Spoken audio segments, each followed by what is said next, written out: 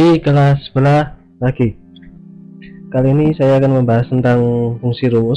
Tapi sebelum kita membahas tentang fungsi rumus, perlu saya jelaskan dulu tentang apa yang namanya list separator. Jadi di sini saya punya dua rumus, di mana kedua rumus ini adalah artinya sama dan hasilnya sama, tetapi bentuk penulisannya berbeda. Yang atas menggunakan titik koma list separatornya, yang bawah menggunakan koma. Dimana kita mengeceknya, jadi yang perlu dicek itu adalah di control panel, buka regional and language. Default komputer memiliki default berbeda-beda. Di komputer saya ini memiliki default format Indonesia. Ada yang komputer lainnya juga memiliki default English United Kingdom. Nah, di sini list separatornya bisa Anda lihat di additional settings. Nah, di list separator sini, apabila regionalnya Indonesia, itu list separatornya adalah titik koma, ya. Sedangkan untuk digit groupingnya itu titik, sedangkan desimal simbolnya adalah koma. Ini untuk regional Indonesia. Apabila komputer Anda menggunakan format English United Kingdom seperti ini English United Kingdom, Anda cek additional settingnya. Di sini desimal simbolnya menggunakan titik dan digit grouping simbolnya koma, sedangkan list separatornya juga sama, koma. Jadi sebelum kita mencontohkan fungsi rumus, perlu Anda ketahui juga bahwa nanti apabila terdapat perbedaan penulisan rumus di tutorial yang saya buat dengan waktu Anda mencoba di rumah, pastikan bahwa regional settingan Anda sudah sesuai dengan yang Anda ingin gunakan, karena penulisan rumus harus sesuai dengan format regional yang ada di default komputer Anda masing-masing.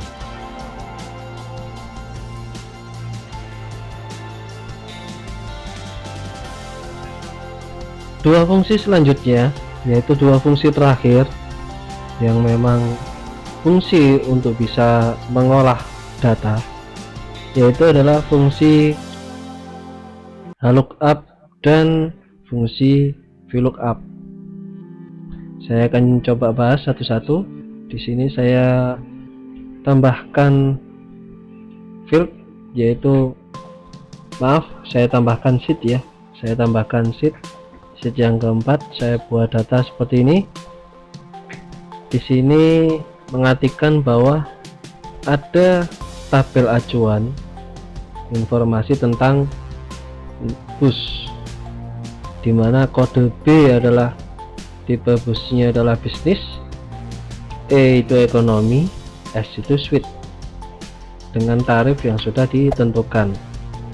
Jadi ini ada pesanan transaksi, dan saya ingin di tabel transaksi ini, apabila saya ketikkan di sini kode B, saya ingin di sini akan muncul otomatis tipe sesuai ketentuan, yaitu B adalah tipe busnya bisnis, seperti itu ya. Nah, apabila ketentuan yang dibuat seperti yang sudah ada di tabel, maka kita menggunakan rumus yang namanya adalah VLOOKUP. Adapun rumusnya tulisannya seperti ini, sama dengan VLOOKUP.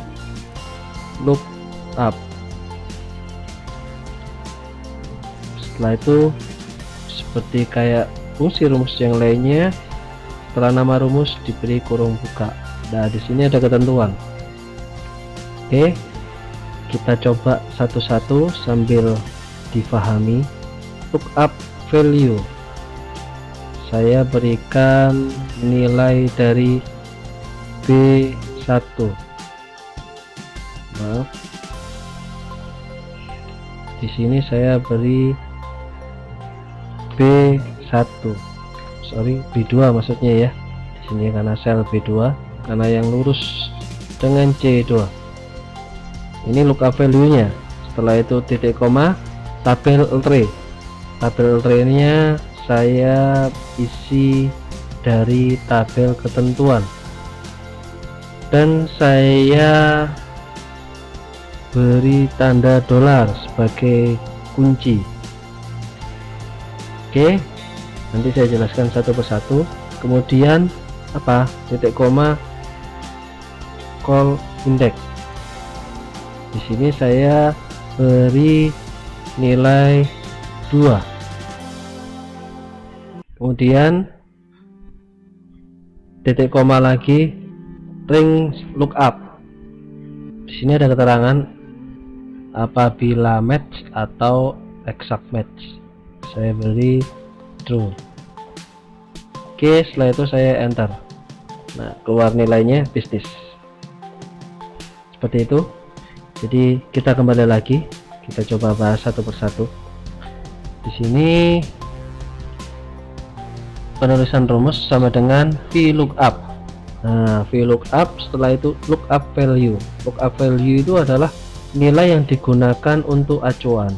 Nah, nilai yang ada di sini ini kan mengacu dari kolom sebelumnya, yaitu kolom kode, khususnya sel B2. Seperti itu ya. Itu lookup value. Jadi nilainya mengacu dari sel mana, seperti itu. Dan ini pastinya cuma satu sel mengacunya. Kalau lebih dari satu sel pasti akan bingung penulisan rumusnya. Selanjutnya yang kedua ada tabel array, dimana tabel array-nya ini adalah tabel ketentuan, mulai dari headernya, kode, tipe bus, sama tarik, hingga baris yang paling bawah sendiri yaitu S suite atau 100.000. Nah, ini saya blok semua mulai E1 hingga G4 ini ya, ini kan G4. Nah, hingga G4. Kemudian saya beri dolar. Penulisan dolar di sini tadi saya menggunakan tombol F4. Saya sekarang coba klik F4 ya, berarti dolarnya, lihat, saya tekan F4 lagi, dolarnya berpindah. Saya tekan F4 lagi, dolarnya hilang.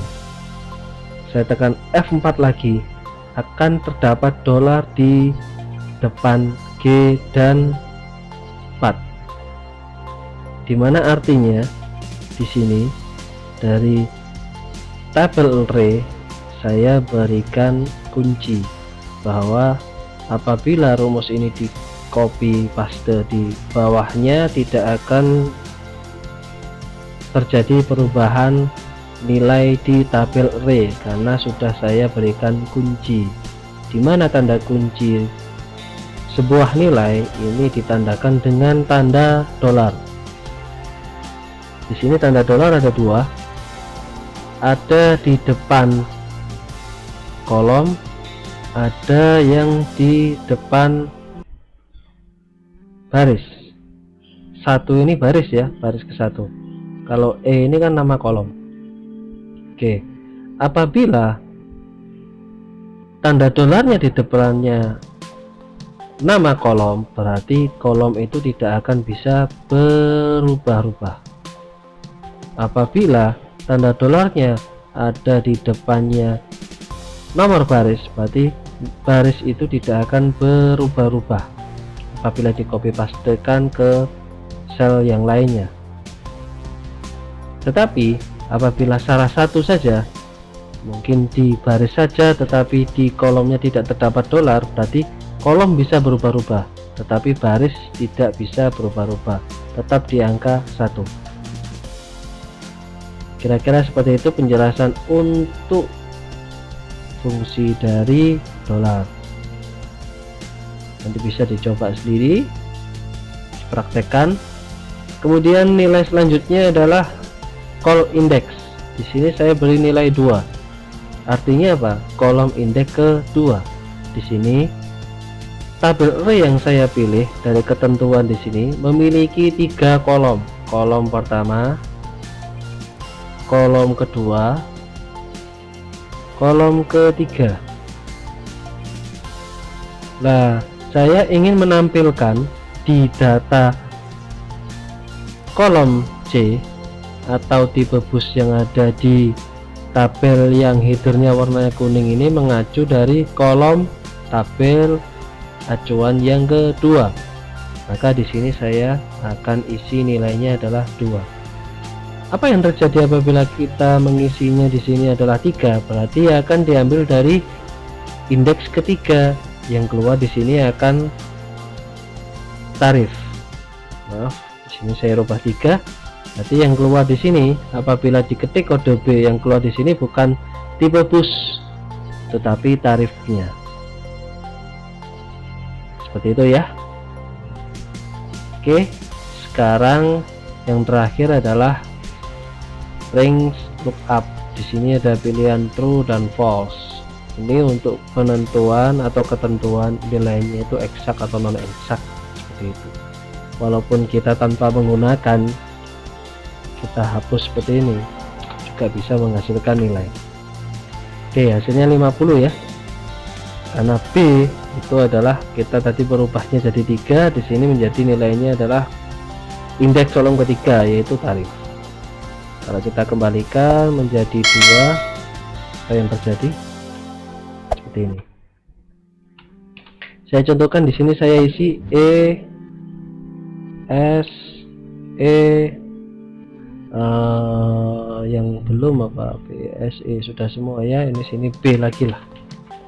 Oke, saya coba copy paste, saya copy, saya pastekan ke semuanya, cek hasilnya. Bisnis ekonomi suite ekonomi bisnis. Oke, saya kembali ke penjelasan tentang dolar, kita cek di sini ya. Rumus untuk C2 maksudnya ya, C2 di sini mengacu dari B2, betul ya. Tabel array-nya apa? Ini tetap E1 sampai G4. Bawahnya tabel C3 mengacu dari sebelahnya, yaitu sel B3 juga. Tetapi lihat, tabel array-nya acuannya tidak berubah karena E1 dan G4 nya kita kunci menggunakan dolar. Dan cara cepatnya bisa digunakan tombol F4 yang tadi saya contohkan. Begitupun juga yang lainnya. Jadi nilai tabel array tidak berubah-ubah, tetapi nilai lookup value nya berubah sesuai sel yang menjadi acuannya. Kira-kira seperti itu cara menggunakan VLOOKUP. Untuk rumus selanjutnya, itu rumus terakhir, masih berhubungan dengan lookup. Kalau ini lookup nya itu adalah VLOOKUP atau vertikal, datanya vertikal. Ini datanya vertikal ya, karena datanya menurun ke bawah. Bagaimana kalau datanya ke samping? Oke, saya contohkan dulu, saya buatkan dulu di sini. Saya copy, sini saya paste. Datanya saya hapus dulu, rumusnya. Oke, saya coba buat data acuan yang sama. Saya copy, tetapi saya transpose. Jadi saya transpose agar datanya menjadi horizontal seperti ini. Pastenya transpose ini ya. Oke, sebelum kita lanjutkan, lihat perbedaan datanya.